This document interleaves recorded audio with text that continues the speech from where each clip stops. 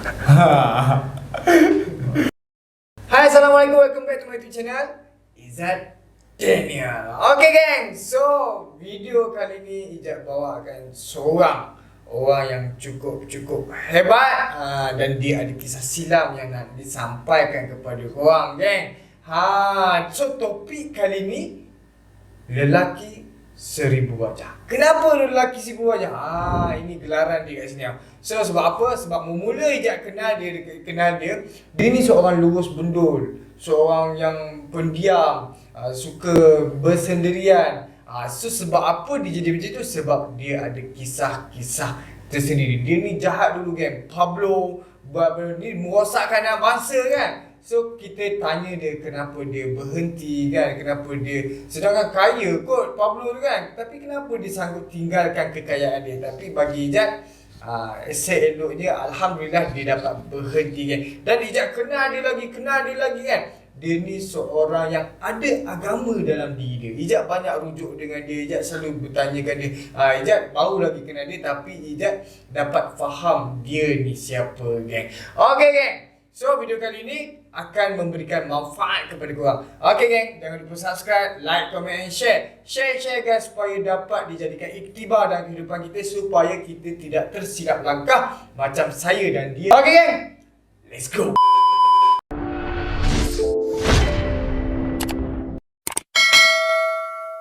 Okay guys, mesti korang tertunggu-tunggu siapakah gerangan lelaki misteri ni kan. Lelaki yang penuh cerita, penuh kisah kehidupan, kisah silam, pahit, manis kehidupan dia kan. Mesti korang dah tertanya-tanya kan. Sebenarnya geng, dia ni pernah gila satu ketika dulu, sebabkan kisah silam dia tu menghantui dia sehingga kan dia tak dapat kontrol dan dia pernah bersiasat dan dia bangkit daripada kegilaan, daripada gila tu. Dia dapat menjadi seorang insan kan. Dia dulu ni memang betul-betul cukup bagi Izzat, cukup nakal dan cukup jahat kan. Satu bandar pusat jengka dikenal dia kan. Siapa dia ni kan. So kita jangan tengok Imam Syafi'i pernah berkata, kita jangan tengok pada awal kehidupan seseorang, tapi kita tengoklah daripada pengakhiran hidup seseorang itu kan. Okay kan, kita tanpa melengahkan masa, kita kenalkan diri. Okay, Assalamualaikum warahmatullahi ta'ala wabarakatuh. Nama diberi Izzat Hakim, cuma gelaran yang selalu adik-adik, kawan-kawan yang panggil kat sini Aysu lah. So berumur masuk tahun ni 30 tahun. 30 tahun. Tetapi ya muda tetapi belum kahwin lagi, masih bujang. Sekarang ni sedang menyibukkan diri dalam bisnes sendirilah, yang barbershop. And alhamdulillah dapat kenal dengan Izzat, so dapat buat aktiviti, program untuk komuniti lah. Tak ada benda yang istimewa yang boleh kongsikan, cuma ada beberapa kisah tentang diri sendiri, kisah-kisah kesilapan semalam yang saya rasa, saya minta benda ni boleh jadi manfaat untuk semualah, insya-Allah. InsyaAllah. Okay Aysu, boleh tak Aysu cerita sikit macam mana Aysu boleh terjebak? Sebab ya, saya kenal Aysu orang yang baik kan. Memang saya kenal Aysu waktu mula first kita jumpa dekat Adipati tu, memang baik gila kan. Dengan segi data belakangnya, dengan segi sekolah pondok kan, dengan didikan agama yang cukup. Tapi bagaimana Aysu boleh terjebak dengan dadah sehingga Aysu terfikir nak buat jadi pengedar dadah? Aysu boleh cerita Aysu? Moga benda apa yang Aysu sampaikan ni dapat dijadikan pengajaran kepada semua. Okey, kalau daripada segi agama, Aysu bukan sekolah pondok, tetapi daripada kecil Aysu memang follow arwah ayah. Arwah ayah ni dia mengajar ilmu agama di masjid-masjid. Ustaz. Yep, dia ni lulusan Masjidil Haram lah. Maknanya dia, orang-orang dulu ni dia banyak pergi ke Mekah and belajar di Mekah, tapi bukan belajar dalam universiti ke apa, dekat masjid-masjid tu. So dia lulusan Masjidil Haram. And then Aysu banyak follow dia. Dia pergi mengajar. Lepas tu bila dia dah akhir-akhir hayat dia tu, dia manage satu surau ni. So banyak Aisyah follow dia kat surau tu lah. Mana pergi anak ustaz, anak tok imam, anak tok guru mesti kena follow. Maghrib, isyak, semayang. So ilmu agama yang Aisyah dapat ni semua daripada ayah. Tak ada sekolah pondok ke ma'had ke, no. And then kalau bab cerita kisah Pablo ni, kisah mengedar dadah ni, Okay, sebelum tu, okay. Adakah cara didikan keluarga yang menyebabkan Aisu ni salah langkah? Tidak. Alhamdulillah. Didikan mak ayah memang cukup terbaik. Ayah ni, arwah ayah cukup terbaik sebab dia tok guru agama. Mama ni pula, Mak Fatimah ni pula memang cukup terbaik sebab dia ni bila isteri seorang tok guru kan. Pun kita tengok dia pun terbaik juga. Cuma yang Aisyah nampak, bolehnya Aisyah ni terjebak dalam benda yang bagi Aisyah hina lah. Pengedar dadah ni, hilangnya seorang ayah. Sebab selepas arwah ayah ni meninggal, terus Aisyah bukan dikenalkan benda dadah ni, kita kenal, kita dengar apa semua memang daripada kecil, daripada sekolah menengah lagi. Cuma terus jadi kat situ bila seorang aura ataupun orang panggil kepimpinan seorang ayah ni tak ada, tu jadi longgar. Padahal lama tu kita follow dia dalam bidang agama, tapi tak adanya dia, meninggalnya dia, akhir hayatnya dia ni, terus jadi Aisyah longgar, start buat benda ni pula. Kalau Aisyah cerita memang lawak lah sikit, kalau kita dengar macam tak logik lah. Aisyah start mengedar dadah ni bukan kerana sebab kita fikir, ramai orang fikir sebab aku mengedar dadah sebab aku nak fulus, aku mengedar dadah sebab nak senang. Tapi Aisyah start mengedar dadah tu kerana blood brother. Blood brother maksud tu dengan kawan-kawan ke, dengan adik-beradik ke? Aisyah dulu ada seorang abang angkat lah. Abang angkat ni memang Aisyah anggap dia ni macam abang kandung lah. Aisyah berkawan dengan dia dekat dalam 4-5 tahun Aisyah kenal dia. Aisyah tak tahu yang dia ke arah tu. And then bila Aisyah tahu, mula-mula frust. Dan kerana blood brother, abang buat bisnes ni, aku pun kena sekali lah, satu kapal. Dengar macam tak logik, tapi kerana itulah permulaannya. Memang betul-betul kalau betul. Biar betul kerana blood brother boleh join benda-benda tak elok. Tapi memang jujur sebab macam Ijat kenal Aisyah, memang bab blood brother, bab berkumpulan ni, bab berkawan ni memang kalau boleh kata taksub lah. Mana Aisyah start je dadah ni kerana nak sejalan dengan si abang angkat Aisyah ni, yang Aisyah anggap macam abang kandung lah. Situ permulaan Aisyah. So start pada situ Aisyah dah hisap dadah. Okay, alright. Aisyah start masa tu betul-betul clean. Tak pernah ada ambil benda-benda yang, masa tu Aisyah start bisnes dadah tu, Aisyah baru start meniaga, kalau bab halal ni, nasi kukus. Aisyah ada buka satu gerai nasi kukus tepi jalan. Kalau nak ikutkan daripada segi duit, memang tak adalah, tak cukup sebab kita meniaga kan, walaupun kecil ke besar ke, bila meniaga kita cukup duit. Cuma Aisyah cakap sebab nak sejalan lah kononnya dengan si abang ni, abang angkat ni. Start tak ada ngisap-ngisap lagi. Betul-betul menjual sahaja. Okay, so just nak dapatkan duit tu je lah. Tak, nak kata nak dapatkan duit lah, sejalan dengan abang. Okay. Yes. Abang Aisyah tak hisap dadah langsung? Tak ada. Masa tu Aisyah ingat lagi, ya Allah, clean. Umur berapa waktu tu? 20 ke 21 lah. 20 ke 21 Aisyah tak hisap dadah lagi. So Aisyah start dadah start bila tu? Okay. Aisyah buat benda ni start pada Aisyah umur 20 ataupun 21. Buat cuma buat benda ni dulu, buat kejap, nama panas, stop kejap. Stop dalam setahun. Lepas tu nampak ada line pun okey balik, start balik. Cuma masa tu tak adalah sebesar-besar mana macam yang akhir-akhir tu. Mana start dengan permulaan Aisyah join ni, mana Aisyah terjebak ni, jual, kalau bahasa saintifik dia panggil apa, kuda ni. WY ni. WY ni. 50 biji. Permulaan. Kita tak berkawan dengan orang geng-geng nisab ni, macam mana nak habiskan 50 biji, susah masa tu. Tak kawan, kita pun tak hisap. Mana kita tak ada kontak ataupun marketing kita tu memang tak ada data. Tak ada data langsung. Macam mana aku nak habiskan 50 biji WY ni? Lah habis juga. Okey lah, beres, tak ada sangkut dengan dia apa semua. Okey. Sampailah satu masa dia cakap, Kim, cuba try syabu pula. Batu. Ais. kita pun try, dia pun start bagi masa 50 gram.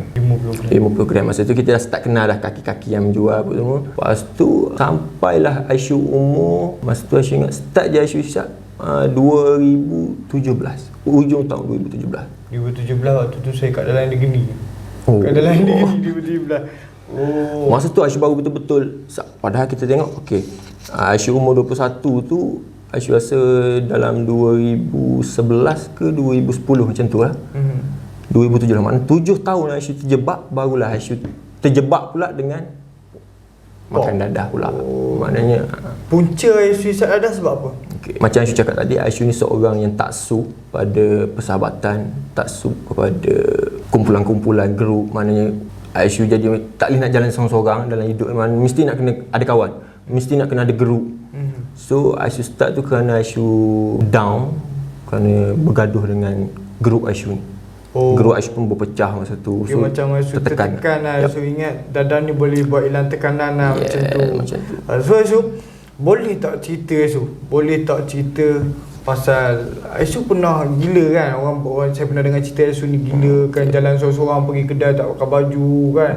Sebab apa jadi benda tu Aisyu? Okay, macam Aisyu cakap tadi lah, Aisyu ni seorang yang taksub pada persahabatan, taksub pada blood brother. Maknanya hidup Aisyu ni tak boleh nak jalan seorang-seorang, tak boleh nak jalan seko-seko, tak boleh kesunyian lah. Tak boleh kesunyian. Memang nak, apa-apa pun nak kena ada kawan, apa-apa pun nak kena ada bergroup. So startnya buah-buah apa ni, bunga-bunga nak pergi ke arah depress ni, ke arah mental health ni, Aisyu berpecah, bergaduh. Masa tu di Kuala Lumpur, pam bergaduh, ada salah faham sikit tu pun Aisyu tengok punca daripada bergaduh tu pun daripada sebab dadah jugalah. Balik ke Jengka, bila balik ke Jengka, Aisyu cuba nak buat satu bisnes, tak jadi. Lepas tu campur pula dengan kawan-kawan pun dah berpecah, dah tak bertanya khabar apa semua, jalan seorang-seorang. Bukan berjalan kaki seorang-seorang, maksudnya hidup ni Aisyu buat benda-benda seorang-seorang. Sebelum ni bergerup. Ni orang panggil rasa macam tak perfect lah. Tak perfect, gagal buat benda tu tak jadi, nak buka kedai makan tak jadi, nak buat ni tak jadi. So start balik bisnes dadah. Perempuan bila tu dia macam-macam. Bila dalam bisnes dadah ni pun macam-macam ujian, macam-macam cobaan, dugaan. Budak tak senang juga lah. Tak senang juga. Bukan kata kau buat bisnes dadah kau senang. No. Tetap ada ujian, tetap ada naik turun dia. Tu kita cerita bab naik turun, belum kita cerita bab dikejar apa, diburu polis lagi apa semua kan. So macam-macam dia tekanan. Masa Aisyu sakit tu, ramai orang cakap Aisyu sakit kerana ambil dadah. First masa tu berpecahnya grup Aisyu ni. Masa tu duduk di KL kerana start bercakap belakang, start itu ini tu. Masa tu tak ambil dadah lagi. Aisyu pun balik ke kampung. Balik ke kampung tu dalam keadaan kita dah berpecah. Orang panggil berjalan pun seorang-seorang lah. Maknanya dalam hidup kita ni. And then start balik. Maknanya masa di KL tu Aisyu stop bisnes dadah. Masa tu orang panggil yang Aisyu join masuk dalam filem pun masa di KL tu lah. Masa tu tak buat apa. Macam Aisyu cakap tadi lah, Aisyu bisnes dadah ni pun on off.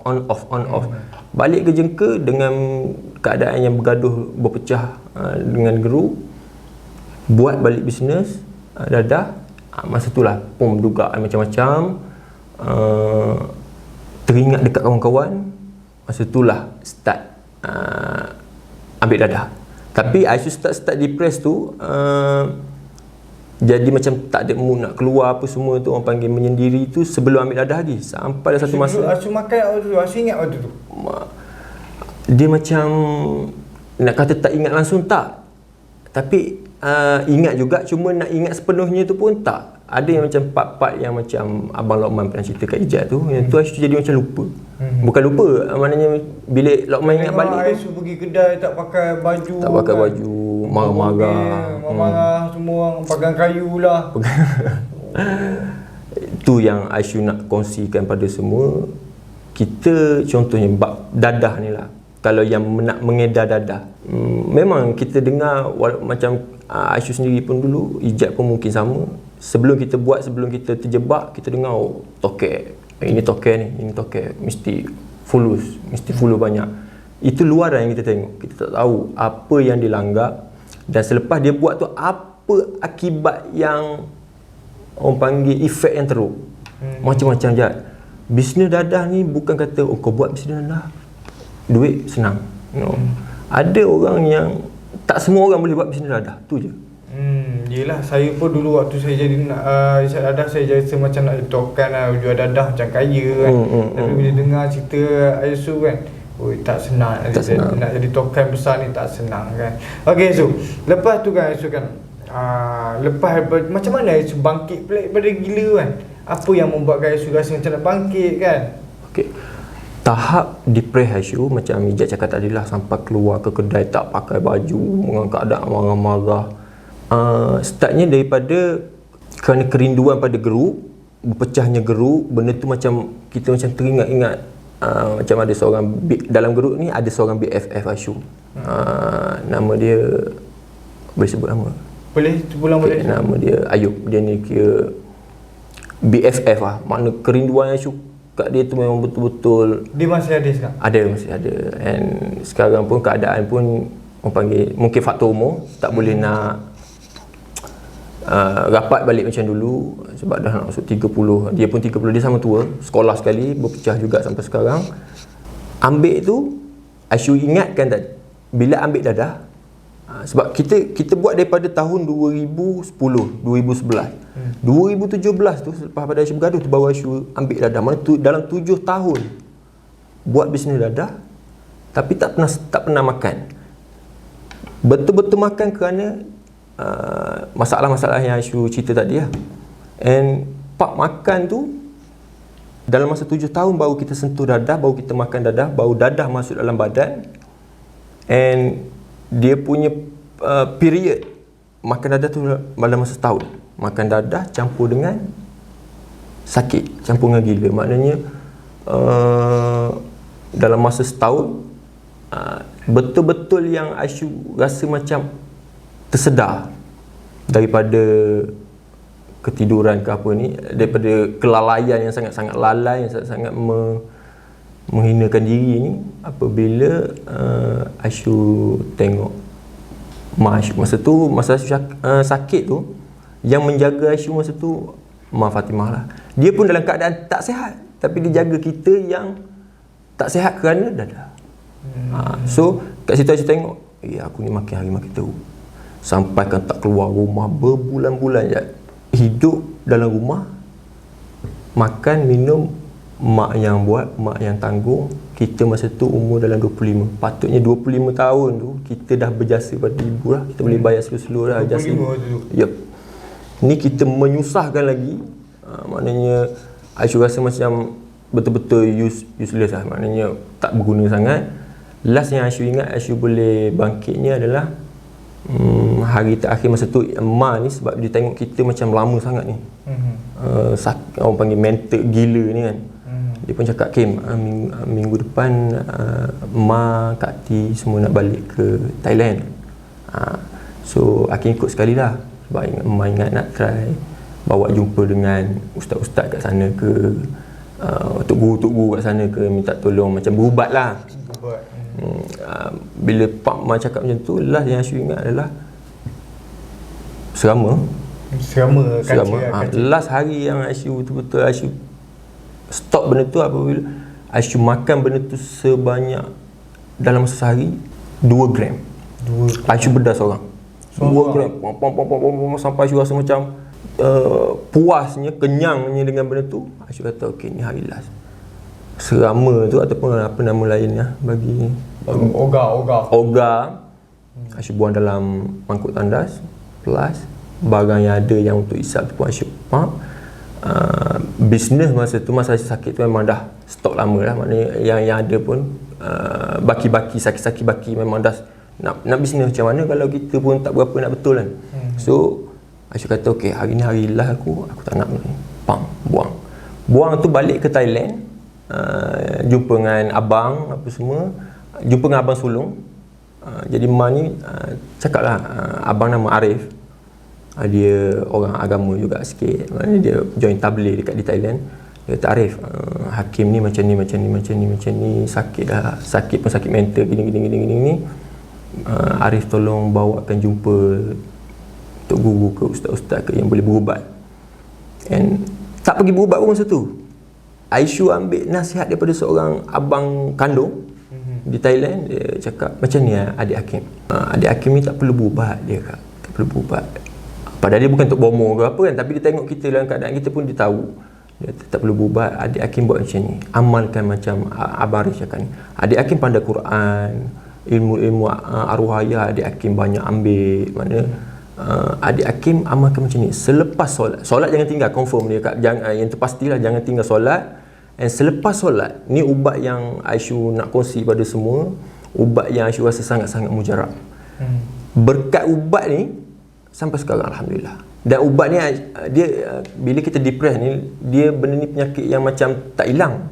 Bila kita down, dia akan nak pergi balik ke arah depress ni. So Aisyu guna ubat ni sampai sekarang alhamdulillah Jad. Maknanya mujarab dia tu, kesan dia tu memang padu. Saya tertunggu apa ubat tu? Okay. Al-Quran. Al-Quran ni kalau kita tengok dia, apa Al-Quran ni? Mukjizat Rasulullah kan. So bila sebut mukjizat Rasulullah, benda yang satu lagi dia tulisan kalam Allah. Allah yang tulis, Allah yang hasilkan, bukan ayat daripada manusia ke. So benda ni Aisyu tengok, Aisyu nak kongsi pada semua, bagi yang depress ke, bagi yang mental apa ke, tahap macam mana pun, cuba amalkan Quran. Sebab macam Aisyu, abang Aisyu tu dia suruh amalkan selepas solat, Hakim cuba baca Quran satu muka surat. Tak, dia cakap sehari amalkan satu muka surat, baca Quran satu muka surat. Cuma Aisyu balik tu, kita ni punya nak rasa macam nak bangkit balik, Aisyu buat lebih sikit pada yang dia cakap. Aisyu buat setiap fardu selepas semayang, contoh selepas semayang Zuhur, satu muka surat. Lepas tu kan semayang asar pula, lepas semayang asar tu satu muka surat. Maknanya satu hari tu 5 muka surat. So itulah ubat yang mujarab untuk orang-orang yang ada segala penyakit. Boleh amalkan benda ni. Boleh. Okey Aisyu, saya dulu waktu jadi penagih dadah, saya teringin di pengedar dadah. Orang kata kaya lah, apa, mewah lah. Boleh cerita tak apa kemewahan jadi pengedar dadah ni Aisyu? Tak mewah je. Tak mewah? Tak mewah. Sebab apa Aisyu cakap tak mewah? Mata wang ni, ataupun orang panggil nilai duit ni, apabila kita ada 100,000 contoh, ataupun nak kata sejuta tu terlalu tinggi, 100,000, kita takkan rasa tu 100,000 macam mana orang yang tak ada 100,000. Contoh, Aisyu bagi ni sains sikit lah, mengajar sains pula. Contoh, Jad ni yang kita ni yang tengah tak ada duit, tapi kita pandang, kita akan fikir, kalau lah aku ada 100,000, besar. Sebab kita ni tengah tak ada duit. Tapi bagi orang yang ada 100,000, dia rasa 100,000 tu kecil je. Sebab apa dia rasa kecil? Okey, macam ni Aisyu cakap kan. Kita gaji kita contoh sebulan 1,000. Kita akan belanja dengan daya ataupun kemampuan kita. Kita akan belanja RM10 sehari ataupun RM20 sehari. Apabila kita ada 100,000, kita tak akan belanja RM10 sehari. Kita akan belanja RM3,000 sehari ke. Shopping tu lah, beli motor lah, beli sport rim, beli helmet, main kereta lah. Jadi mata wang tu jadi kecil. So Aisyu nak cakap mewah tu, dia akan pergi ke arah keberkatan. Tak ada. Kita ada 100,000, kita rasa nak 200,000. Kita ada 200,000 masa tu. Ni kalau dalam bisnes dadah, ada 200,000, kita rasa aku nak shoot sampai 300,000. Ada 300,000, kalau nak shoot sampai 400,000, lalas ke dalam. Tak ada yang ribu-ribu, lalas termenung sendiri, tersadar. Okey, tadi kita dah dengar ke orang kata kemewahan, memang tak ada kemewahan. Tak ada. So, Aisyu, saya nak tahu Aisyu, apa pengalaman pahit Aisyah sepanjang tempoh Aisyah jadi pengedar dadah, pengalaman pahit ke, orang kata kesusahan ke, kepayahan ke. Aisyah boleh tak cerita kongsikan dengan kita orang Aisyah? Sebab saya tak pernah di pengedar dadah, saya tak pernah rasa macam mana pengedar dadah rasa tu. Okey, ni Aisyah cerita dugaan. Ni cerita Aisyah minta maaf pada semua. Minta jauh daripada terasa bangga ke, terasa angkuh ke dengan benda-benda macam ni. Benda ni tak perlu dibanggakan, tak perlu dijadikan benda-benda yang patut, wah aku tokeh dulu. No. Patut kita kena rasa kita hina lah kalau kita duduk di tempat ni. Okey. Pengalaman ataupun keadaan yang teruk, keadaan yang pahit yang Aisyah boleh kongsi kalau masa tengah buat, orang panggil dugaan-dugaan yang kita kena melanggar punya benda ni adalah risiko tentang kita ditipu oleh orang bawahan kita. Okay. Kita sedang berniaga dengan orang yang ambil dadah, yang orang hisap dadah. So percakapan dia tak betul, janji-janji dia pun akan jadi janji manis. Okey, aku macam biasalah, aku akan bayar benda ni, pom lalah sangkut. Bila dia sangkut dengan kita pun mesti sangkut dengan yang atas. Bila kita sangkut dengan atas, harta-harta yang kononnya kita boleh beli, beli kereta, beli rumah, hilang macam tu. Orang tarik, bos atas tarik, bos akan rampas. So tak ada juga benda tu. Tu daripada segi dugaan naik turun, orang panggil, yang memang kita kena hadap confirm. Tak ada lagi orang panggil kau buat bisnes dadah, aku tak pernah kena lipat. Confirm mesti ada kena lipat. Kecil ke besar mesti ada kena lipat. Tu dugaan dalam perniagaan. Kalau dugaan ataupun peristiwa yang perit yang Aisyah boleh kata benda tu memang orang panggil mimpi buruk bagi Aisyah adalah Aisyah ada seorang abang Aisyah ni, yang abang kandung ni kira abang yang satu kepala, yang apa-apa pun memang dengan dia buat. Main motor sekali. Aisyah main motor dulu? Yes. Okay guys, kalau korang nak tahu guys, Aisyah ni berlakon dalam filem Mat Motor dengan Perkin Ibrahim. So korang nak tengok, korang boleh tengok ni, yang part awal-awal dan part akhir Aisyah. Yep. So korang boleh tengok filem Mat Motor. Okay, so sambung.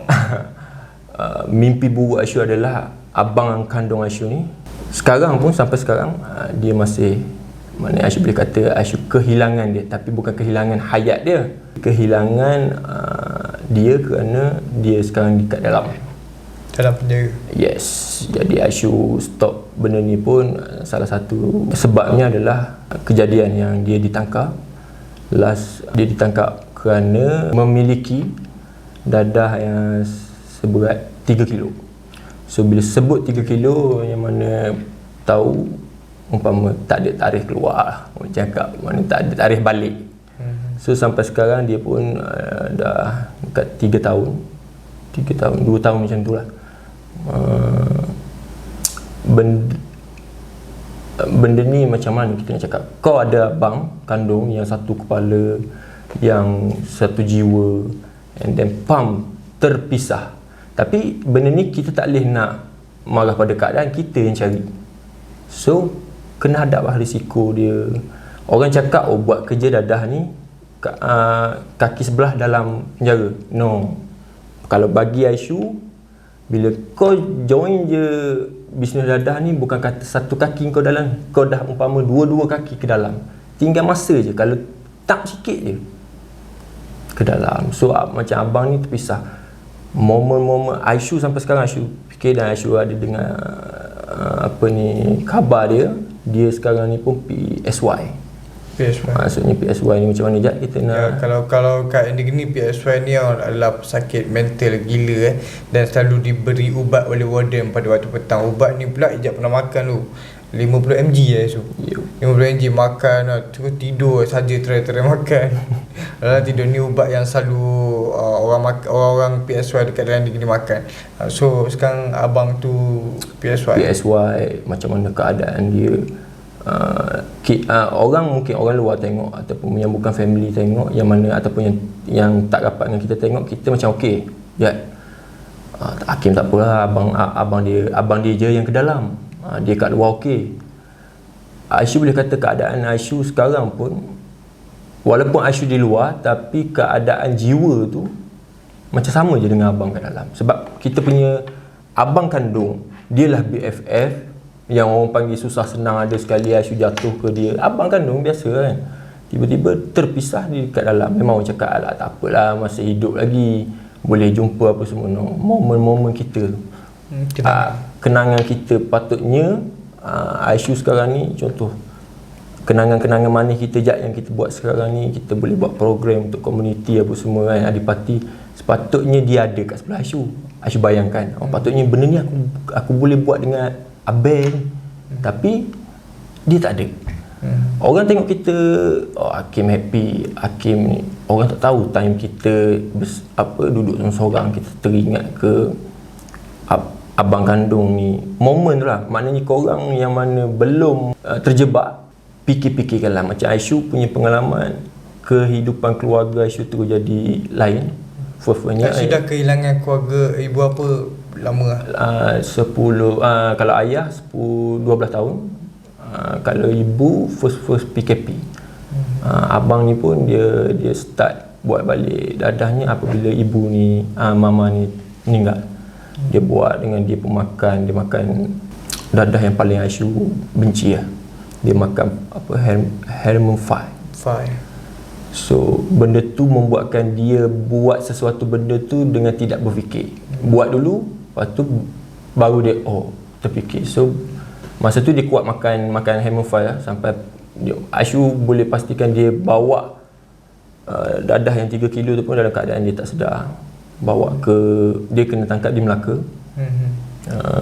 3 kilo tak ada tarikh balik ya.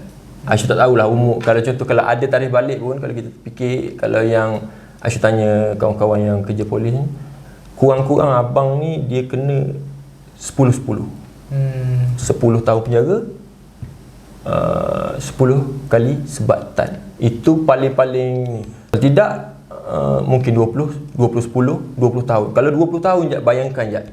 Sekarang umur dia 35, 20 tahun jadi 55 tahun. Dia dah tua baru dia keluar je. Aisyu masa tu dah ada anak berapa ke, dah ada bini berapa ke. Okey. Aisyu macam mana Aisyu boleh berhenti buat semua benda? Aisyu kena tangkap sebab abang.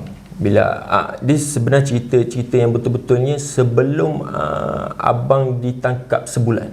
Sebab Aisyu tengok keadaan masa tu dah macam tak terkawal. Dengan dia makan file dengan terlalu teruk sampai keadaan dia cakap sampai family pun tengok teruk sangat ni abang. Aisyu jadi tak sedar hati. Aisyu rasa kalau aku tak keluar, aku tak stop benda ni, aku ni akan menghadapi benda yang ke dalam maksudnya. So Aisyu cuba nasihat dia, Abel kita stop stop, keadaan dah tak terkawal. Planning apa yang kita planning awal-awal dah ke laut kan. Dengan keadaan awak macam ni, awak tak jaga line apa semua. So dia keras kepala. Abang tak kena dengan nasihat adik. Dalam keadaan dia pun tak sedar sebab makan file tu. So benda tu je, momen-momen kita dengan abang kandung kita hilang. And kalau kita letak diri kita dekat dalam diri dia, momen-momen dia dengan seorang adik pun hilang. Momen-momen dia dengan keluarga hilang je. Di saat dia umur 35 tahun. And kalau ada keizinan Allah pun, dia keluar 55 tahun. Mana masa depan dia? So kat sini Aisyu nak cerita, yang Aisyu nak highlightkan adalah bagi mereka, adik-adik ataupun abang-abang ataupun yang sebaya yang belum menceburi bidang cibai ni, bidang yang Aisyu rasa macam tak patut dibanggakan, jauhkanlah diri, jauhkan sedaya mungkin. Sebab benda ni tak ada mewah, tak ada yang best. Tak ada benda, percayalah, yakinlah benda ni boleh buat masa depan gelap, keharmonian keluarga, kebahagiaan keluarga pun out. Okey, Aisyu, kita pun dah sampai ke penghujung video. So insya-Allah di next video Ijat nak jemput lagi Ayah Su untuk ceritakan kisah arwah Ayah Su. Saya dengar arwah Ayah Su ni bukan kaleng-kaleng je kan. Ijat dengar daripada mulut-mulut orang, dengar daripada cerita orang kan. arwah ayah Aisu ni adalah pejuang Islam di Thailand sebagai pengebom Aisu. Pengebom. Sebagai pengebom di Thailand. So Ijaz nak jemput ayah Su untuk cerita bagaimana Aisu daripada Thailand, arwah Aisu daripada Thailand masuk ke Malaysia kan. Okey Aisu, saya nak minta pengajaran ataupun nasihat kepada orang-orang yang di luar sana nak mencuburi bidang pengedar dadah ni. Boleh Aisu? Boleh, insyaAllah. Alright. Pertama-tamanya Aisyu nak minta maaf kalau kata cerita Aisyu ni memberi ataupun menuju ke arah yang tak elok ataupun tak disukai. Aisyu minta maaf.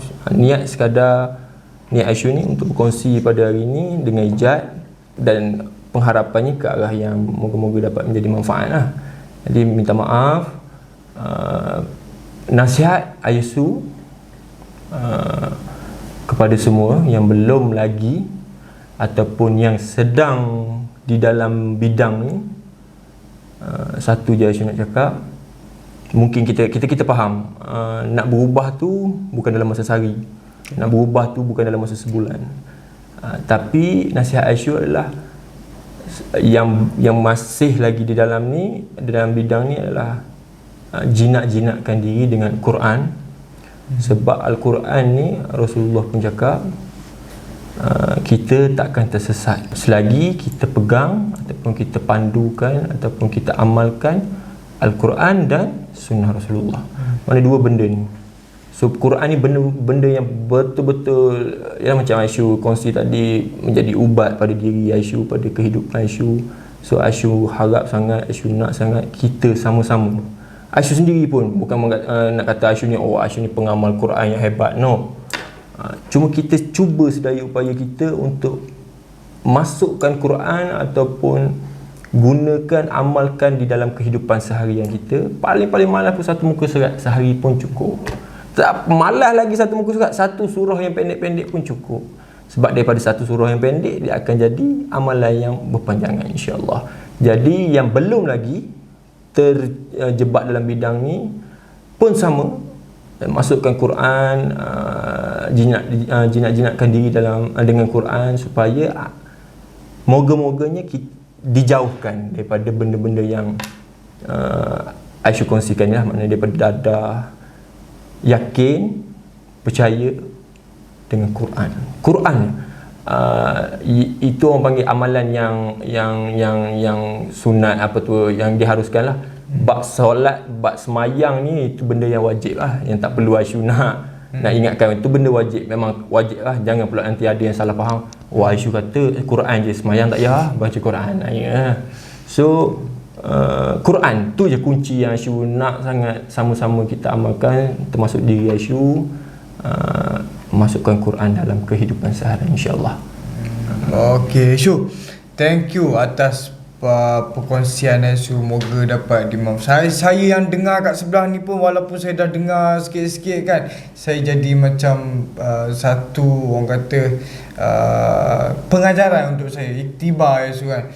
So saya ingat Tokan Dadah ni kaya, tapi tak, sebenarnya tak kan. Walaupun kita dah dengar empire Aisyu ni luas kan. Dia tak cerita sebenarnya empire dia ni luas. Saya sendiri yang duduk dekat Jengka ni, saya tahu. And then dia sekarang dah jadi businessman. Dia ada barber kan, dia ada barber, gunting-gunting rambut. Kalau kau tengok yang video yang Ijaz tu, barber tu barber dia punya. So gang, sekarang kita orang jalankan satu program Adipati. So apa program Adipati? Adipati ni adalah program yang mengajar orang tentang sosial media. Ijaz, Aisyu. So kami collect untuk lahirkan ramai influencer. So nak masuk dia, nak join dia, ada yuran penyertaan ke? Tak ada. Untuk permulaan tak ada. Yes. So yang mana berminat tu boleh Roger ataupun DM di Instagram Adipati Studio. Nanti esok ketua ni kita tulis kat bawah ni Adipati Studio. So gang, yang mana nak kerja cari je. Yang mana nak join program Adipati cari esok. Yang mana nak kerja dalam kilang ke apa-apa, Roger je. Nak join dalam fotografi kan, nak belajar cara ambil gambar semua kan, Roger Jaya Yesus. Oke gang, sampai sini saja video kali ini. Kita akan next video dengan Ayah Yesus lagi tentang kisah arwah Ayah Yesus. Oke, jumpa di next video. Terima kasih. Bye bye. Assalamualaikum.